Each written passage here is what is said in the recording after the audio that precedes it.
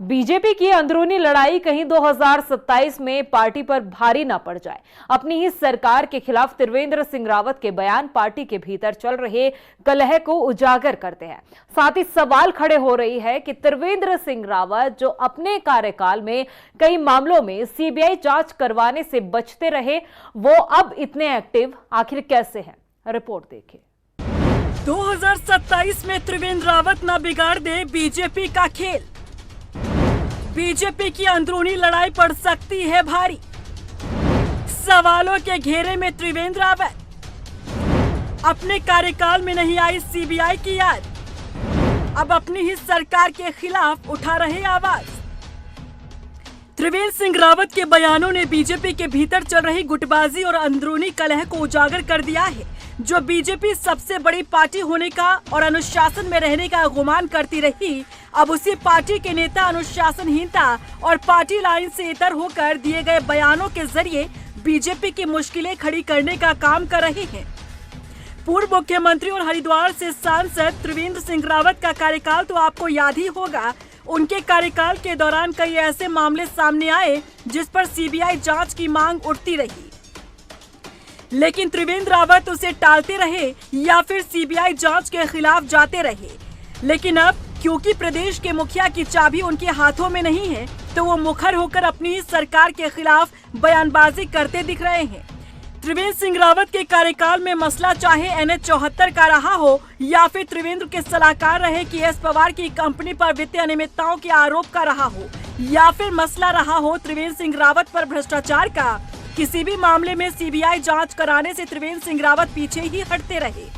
यहां तक कि त्रिवेंद्र सिंह रावत पर भ्रष्टाचार के जब आरोप लगे थे, झारखंड में अपने रिश्तेदारों को लाभ पहुंचाने का उनके ऊपर आरोप लगाया गया, उस मामले में उत्तराखंड हाई कोर्ट ने 27 अक्टूबर 2020 को सीबीआई जांच का आदेश दिया था। देखिए, भारतीय जनता पार्टी के जो पूर्व मुख्यमंत्री है त्रिवेंद्र सिंह रावत जी, पहली बात तो ये है कि वो इतिहास में उनका नाम दर्ज है।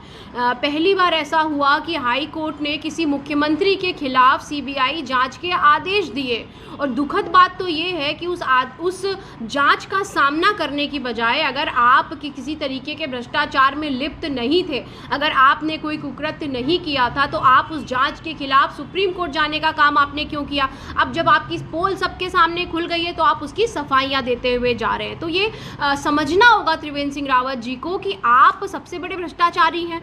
हालांकि त्रिवेंद्र सिंह रावत ने इन आरोपों को खारिज करते हुए सुप्रीम कोर्ट में अपील की, और सुप्रीम कोर्ट ने 4 जनवरी 2023 को हाई कोर्ट के सीबीआई जांच के आदेश को रद्द कर दिया। और इस मामले पर जब त्रिवेंद्र सिंह रावत से अब सवाल पूछा गया तो वो इससे अनजान दिखे। नहीं, कांग्रेस को मुझे लगता है कि कुछ कोई बूढ़ा बुजुर्ग होंगे जो इस तरह की बातें कर रहे हैं, उनकी याददाश्त कमजोर हो गई है। ऐसी कभी कोई इस तरह की कोई बात नहीं हुई। अब सवाल ये उठता है कि जब उत्तराखंड के मुखिया का पद त्रिवेंद्र सिंह रावत संभाल रहे थे, तब उन्हें किसी भी मामले में सीबीआई जांच की जरूरत नहीं लगी, और अब जब वो सीएम की कुर्सी से दूर हैं, तब उन्हें सीबीआई जांच की जरूरत लगने लगी। अब त्रिवेंद्र सिंह रावत के ऐसे बयान जो अपनी सरकार के खिलाफ आ रहे हैं, कभी अवैध खनन, तो कभी प्रदेश में बिगड़ते कानून व्यवस्था, तो कभी पेपर लीक मामले में सीबीआई जांच की मांग, ये सभी बयान अपनी ही सरकार के खिलाफ दिए गए। अब सियासी जानकारों का मानना है कि त्रिवेंद्र सिंह रावत जिस हिडन एजेंडे से काम कर रहे हैं, वो धीरे धीरे उजागर हो रहा है, और 2027 में बीजेपी को इसका नुकसान उठाना पड़ सकता है। रफ्तार मीडिया के लिए देहरादून से सुशांत सिंह के साथ ब्यूरो रिपोर्ट।